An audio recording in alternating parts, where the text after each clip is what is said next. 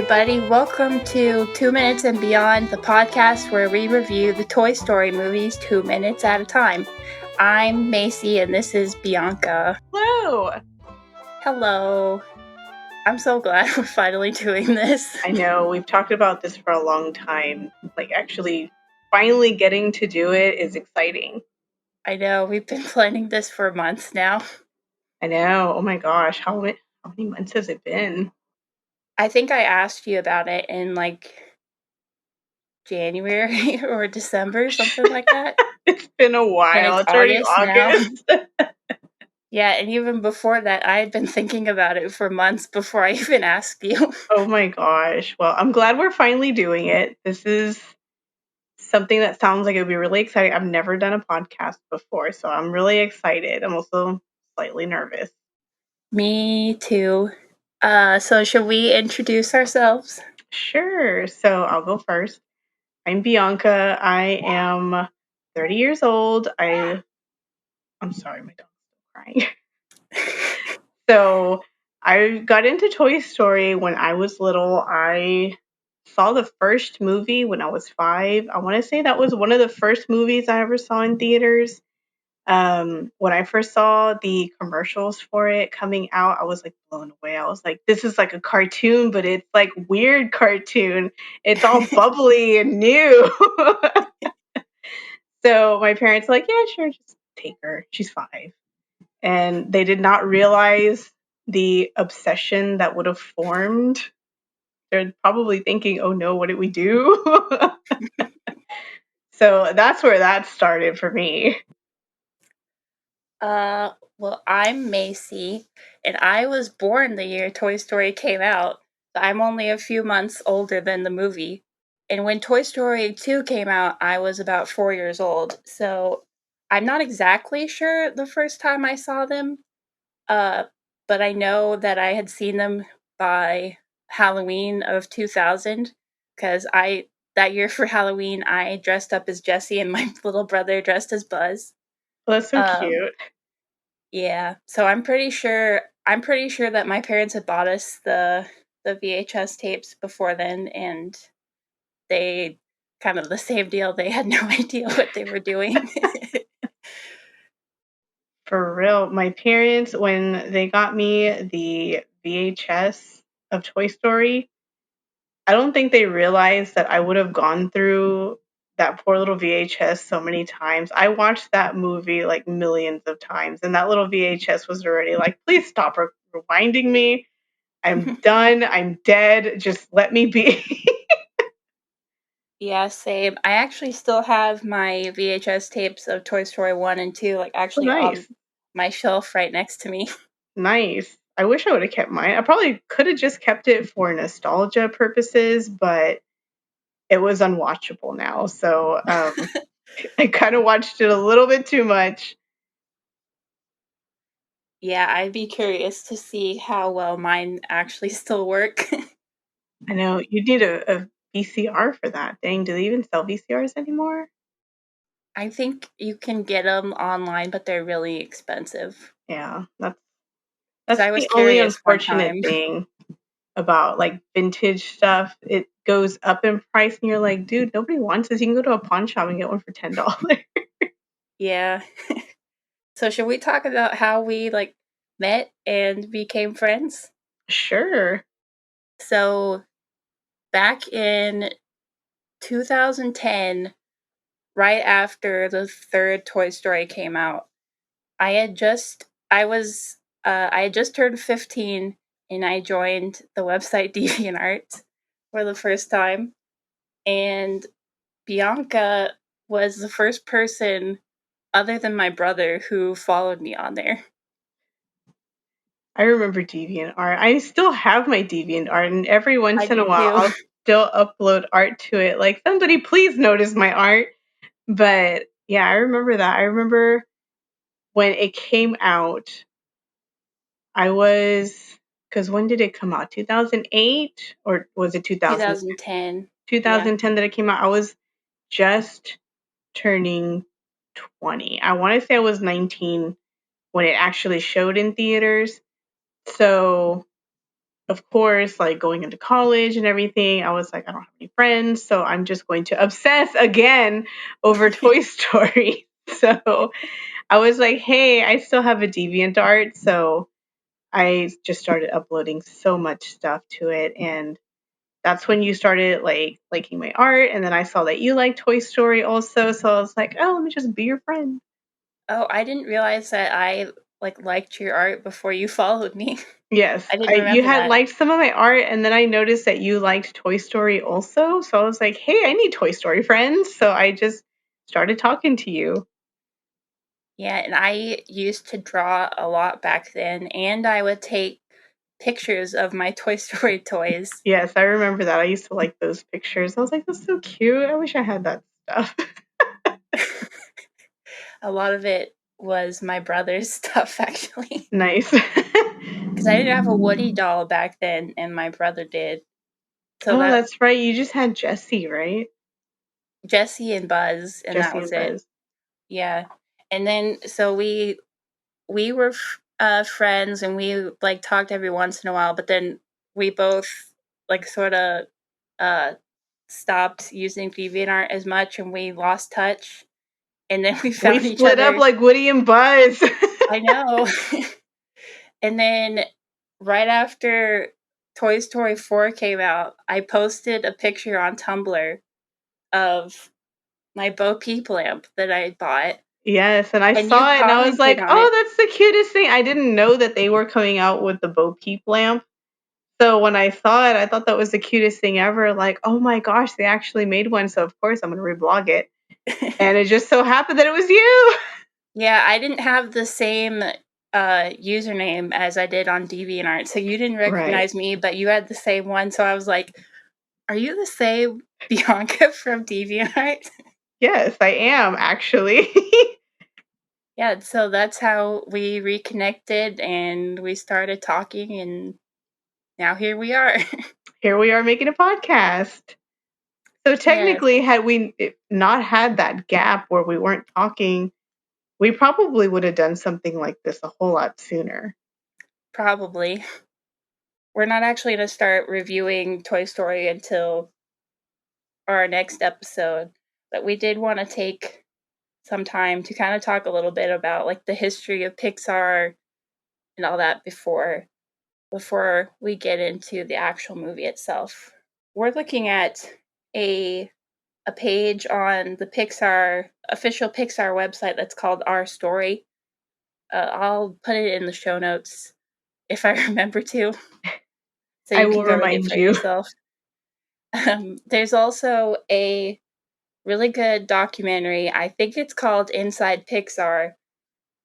It's right now it's on Netflix, but in a few months I think it's going to be moving to Disney Plus, because that was where I tried to look for it first, and then it was like, oh, it's coming in November or something. I was like, oh, uh, but it's old. It's from like 2007, but it's still really good, and like talks about the history of Pixar, and um, basically everything that they had done up to 2007. So I'd recommend checking that out. I should definitely check that out. I don't think I've ever seen that one. I've seen, like I said, the 20-year anniversary one of Toy Story where they did that. It was like an ABC special. I've seen that one, but I have not seen the Inside Pixar one, or at least I don't think I have. Yeah, I just like randomly stumbled across it on Netflix years ago, and then I remembered it while I was doing research for this podcast, and went and checked it out. So how do we want to how do we want to start off talking about the history of Pixar? Well, we can just, I guess, just go through it. They started off as a division of Lucasfilm Hmm. in like 1979. So they were working on like a lot of Lucasfilm movies, like The Wrath of Khan and some others that I don't remember off the top of my head, unfortunately. But yeah, for George Lucas, I mean, I'm sure he was going to use a lot of like computer graphics, which nowadays you see like a lot of stuff that's like George Lucas related, a lot of it is computer graphics and everything. So for Yeah, them to be starting this in 1979, like that was, that's you crazy. know, that he was already thinking like, I want these things and nothing else is going to work except for computer animation. So that's pretty crazy, like to think that, you know, in the very late 70s, very early 80s, they were already starting to do this because we didn't really see that much special effects that were computer generated as opposed to like nowadays everything's computer generated. But um, to me, it's just interesting because like wanting to go into animation, that was my original dream job, to go into computer animation or even just animation in general. That it started then, like I wasn't even born then. So I'm like, wow, that's really cool. I don't know, just stuff like that really interests me. I'm like, my parents were teenagers when computer animation was like just beginning at Lucasfilm. Hmm. I want to say my sister was already born. She was about 5 in 1979. So that was a hot minute ago. Man. Uh should we talk about John Lasseter? Yes, let's get rid of this elephant in the room. Oh boy. I guess sort of the long and short of it is I'm sure most people who are listening to this know all of the controversy and why he left Pixar. If you don't, I mean, it's easy enough to do a Google search and find out. But we just want to, like, off the top, um, make it clear that, like, we're fans of his work, not necessarily fans of him as a person. Right, yeah. We're going to be using quotes and stuff like that from him, like, all through this podcast. So, yeah, we just want to make that clear. Yeah, it's kind of hard not to since, you know, he did play a big part in Toy Story. So, I mean, he directed it. So, yeah. yeah, So it's kind of hard not to bring up his name as much as we don't want to. It's just kind of inevitable. So, yeah, unfortunately. He worked at Disney and he left Disney in, or I think he was actually fired in 1983 or 4.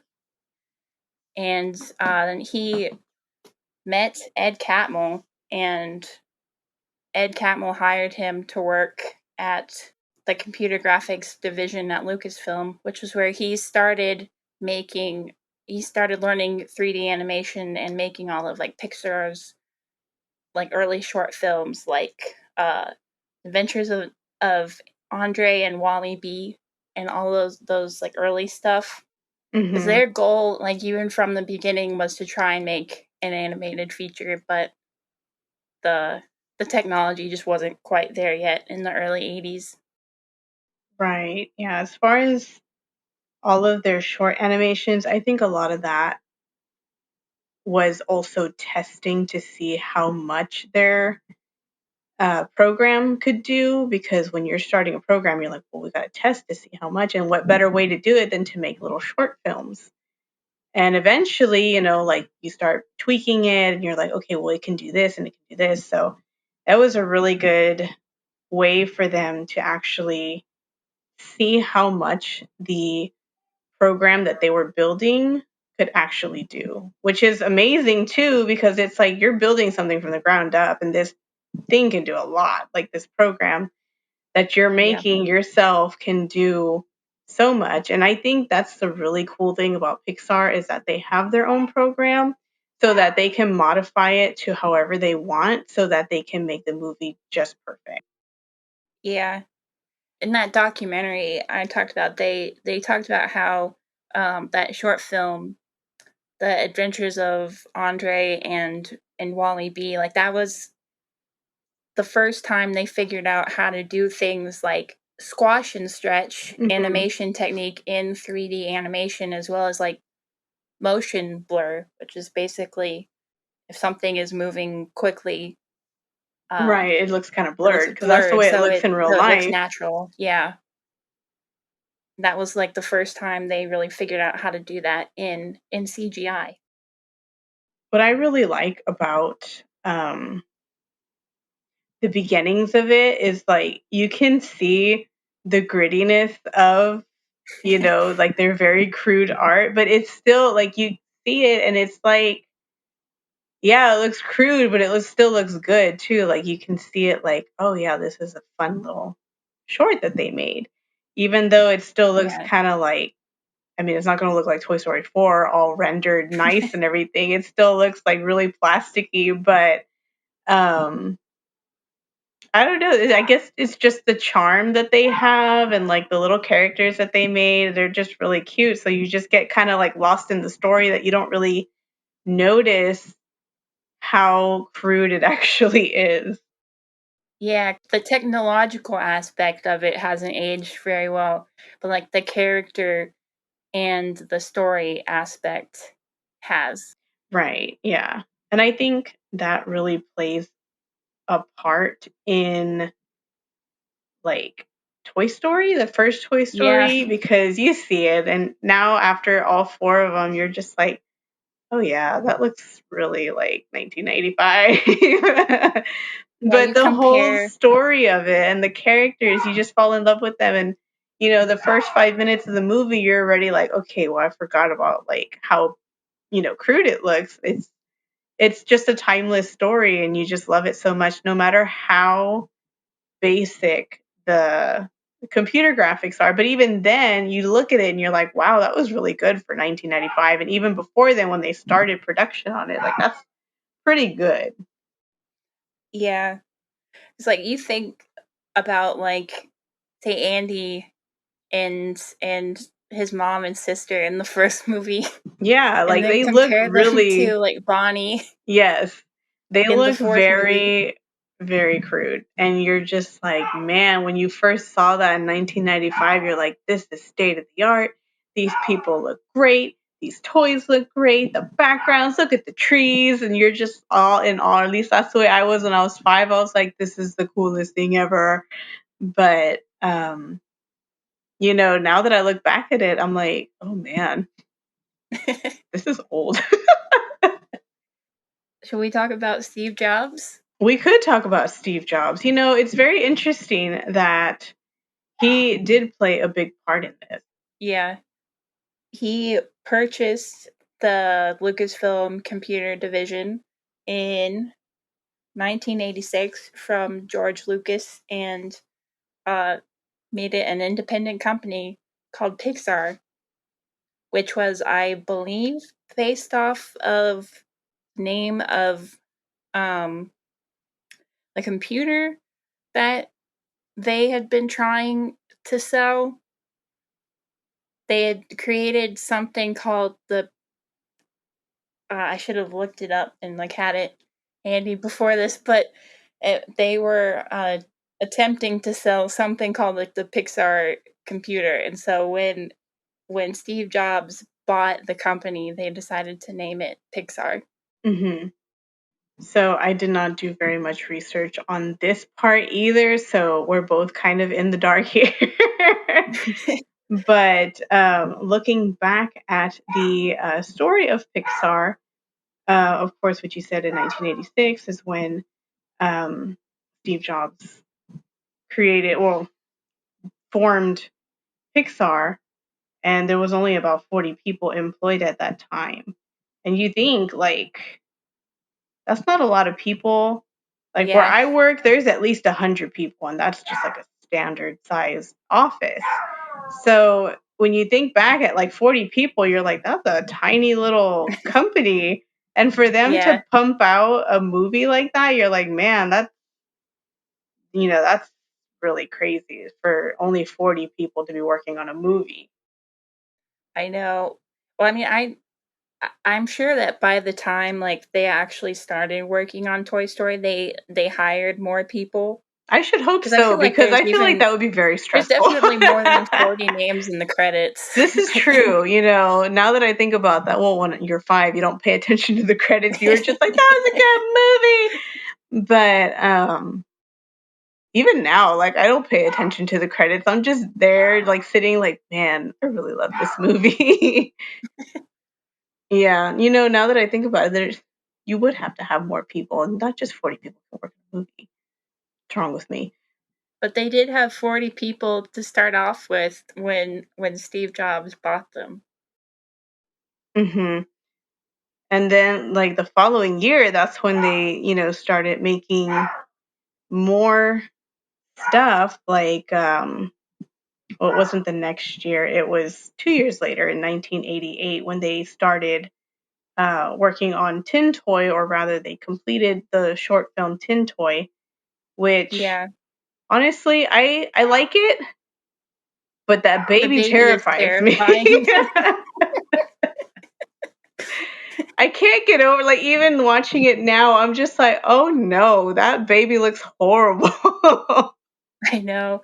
Like, they showed a clip of it in that Toy Story 20th anniversary documentary, and my dad was watching it with me, and he was like, "What the heck is that?" Yes, no, I showed it to my parents one time and they were like, oh no, what is that thing?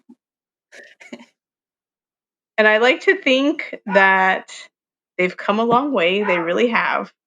When you see Mhm. the way people look now, and like they make children and babies now, they don't look absolutely horrifying. So I'm Yes. very glad of that. That they also worked with Disney, like, starting in, like, 1986. They created it's called a CAPS, or the Computer Animation Production System, which they used in different Disney movies, like, I think Beauty and the Beast was one, like Rescuers Down Under. They used it for, scenes that are, like, really difficult to create in 2D animation. Especially like when you see, like when you said Beauty and the Beast, the one thing I can think of is like in the ballroom, like where they do Mhm. like the different camera angles and stuff. That's probably what they used it for, like in the beginning, just to do like panoramic shots or like turning shots without having to animate everything like that. Because that takes a lot. Even just animating for me, like I've tried animation and it's not the easiest thing. Yeah, to me, it just, like, it seems impossible. I don't know how anybody does it. Yeah, no, it's not easy. It's time consuming. Like, even if you're the best artist in the world, just having to do frame by frame, it's a lot of work. And if you don't have a plan, you can get discouraged very fast. So, should we talk about Luxo? Yes, because Luxo, like that's the mascot of Pixar, man. I know. I actually remember they did a lot of, maybe not a lot, but they did some Luxo shorts for Sesame Street. Oh yeah, I remember that. Yeah, and I think I remember seeing those. They did several things for Sesame Street too. Like they Hmm. did this song called Animal Books. Oh, I love that's my favorite song. I think you put it on Twitter and I was just like going Yes. crazy. I was like, I think I was taking a lunch break when I saw it and I was screaming in my car. I was like, this is my Animal Book song.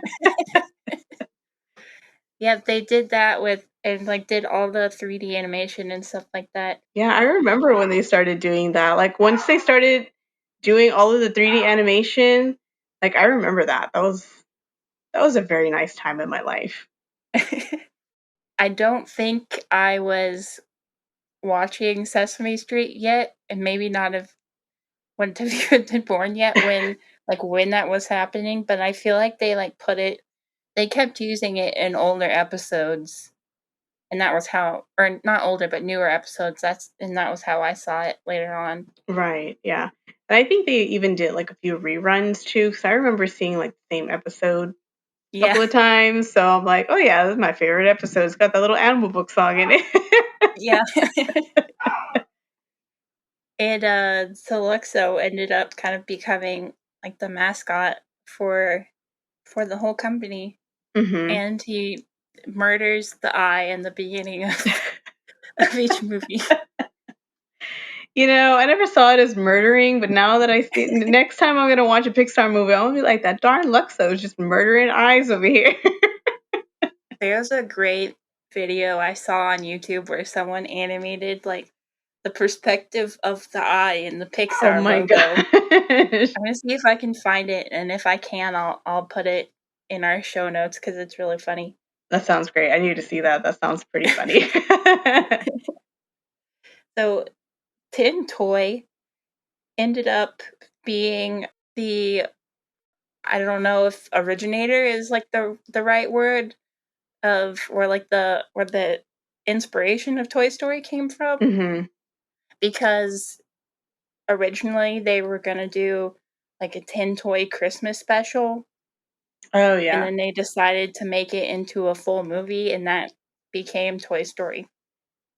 I think I would have liked to have seen a Tin Toy Christmas, minus the creepy baby. Like, if it was just a bunch of toys and, because didn't they say it was supposed to be kind of along the premises of Toy Story, where this new toy comes out from Christmas and the little Tin Toy's jealous or something like that? Yeah, I was reading about it, doing my research, and it was like, I think it was the Tin Toy was jealous of like a marionette or something, or hmm I don't. Maybe I'm thinking of like the origins of Woody. I don't remember. It was something. I remember that it was supposed to be along the same premise. And then they decided, like, well, let's make, you know, uh, like you said, the marionette puppet be jealous of a toy, and we'll just make that the movie. Also, because, like I said earlier, their older work does look really plasticky, and I believe they said that that's why they went with toys because they're easier to animate. They don't have to put as many textures, Hmm. and it's a fun concept that toys come to life. I mean, depending on who you are, some people might think that's absolutely horrifying. And I If really you're do scared, think, you might think that's yes, absolutely that's horrifying. absolutely horrifying. For me, I know it's not a real life thing, but that's just been instilled in me. So every single time I see my stuffed animal on the floor, I'm like, oh no, you little baby, I'm sorry. Yeah, same. I remember being like a little kid and wanting my toys to be alive like so bad, and I remember like leaving my bedroom door like cracked open and like trying to look inside and see, like, I don't think I really believed they would come to life, but I really wanted them In the to. back of your mind, you're like, they're alive. I know they're alive. And Yeah. like even now, like when I see little kids just messing with their toys or being rude, I'm like, oh my gosh, they're gonna have an uprising against that little kid. I'm all like, you better behave. Or you might end up scarred for life. Exactly. I want to know what happened to Sid afterwards. They need to make like what happened to Sid. They need to make a movie all about Sid. I would watch it.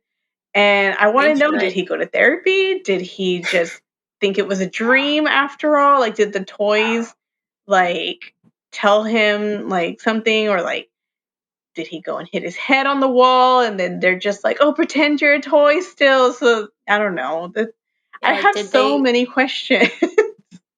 did they like stay alive when they were around him, or did they, since he knew, or did they just act like nothing had happened? Exactly. I'm like, are they okay with him knowing now? Like, are they BFFs now? Are they besties? I gotta know. You know what I think they should do is they should make the 10 toy Christmas special. They should. I really do think they should. I want to see it. Now with all their wonderful technology, it would look so much better. That baby would not be horrifying. I will not get over that. I am scarred for life with that baby. I mean, they already like made a new model of the 10 toy for Toy Story 4 Oh, this is cuz he's in it. true. Yes, I did see him in Toy Story 4, and I was very excited that they, went that far to go back to their roots and put a little Easter egg in there. Yes. I love seeing little Easter eggs like that. I think even in the first Toy Story, they added a couple of things. That's one of the things I like looking for. Maybe not initially when I'm watching the movie for the first time, but sometimes when I'm watching the movies, I'll just pause it on a scene so I can look to see how many Easter eggs I find. Yeah. I don't do it very often, though. I should. I think the next time I watch Toy Story, I'm going to look to see how many Easter eggs I see in the first movie because there's not really much to put in there. Maybe like a hidden Mickey. I Mm-hmm. know they did put some of the other short film that they made with the snow globe. Oh, yeah. What was that called? I'm a Um, horrible Pixar fan. I don't remember the name. Knick Knack, that's what it's called. yes. I know they did put like that Mickey watch clock in Andy's room, Yes. and I they think have there may be one more hidden Mickey because I want to say, like, when I was watching videos, somebody said there's one more Mickey, but I don't remember where or what it was. Unless they're just pulling my leg and I'm looking like an idiot trying to find an extra Mickey. well, maybe we'll find it because I mean we're gonna be going through this movie 2 minutes at a This is true. time. It'll I'm be gonna, easy to see all the details and stuff. yes, I'm going to peel my eyes. I'm gonna be looking so close, probably damaging my eyes, looking very close. Probably not the Yes. safest thing to do.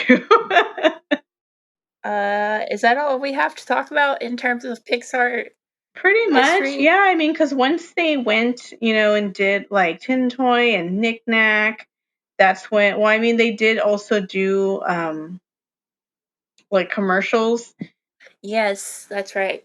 So if you're looking at the Pixar Our Story page on their website, it does have a few pictures. Like they did the Lifesaver one where they're all doing like a little conga line and they're like in a little party. I remember that commercial and seeing it. I used to love that commercial because I was like, look at the little dudes, they're dancing.